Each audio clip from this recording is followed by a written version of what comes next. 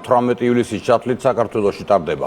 მოსამზადებელი ეტაპის ეგიდით უმცროსი ბორჯალოსნები რუსთავის სარაგბო მოედანზე მსოფლიოს მოქმედ ჩემპიონს სამხრეთ აფრიკის 20 წლამდელთა ნაკრებს შეხვდა და ექსპერიმენტული თამაში 0-35 წააგო.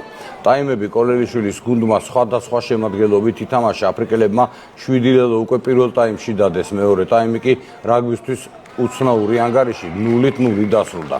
საქართველოსა და სამხრეთ აფრიკის 20 წლამდელთა ნაკრებები ერთმანეთს მეორედ 27 თებერვალს ლელო არენაზე შეხვდებიან. თამაში 15 საათზე დაიწყება.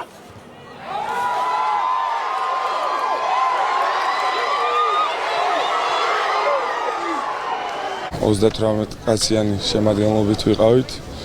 მე 30 კაცს მიეცა თამაშის საშუალება. ეს თამაში ორ ნაწილად ჰქონდა დაყოფილი. 15 კაცმა დაიწყო პირველი ნაწილი და 15-მა მეორე ნაწილი.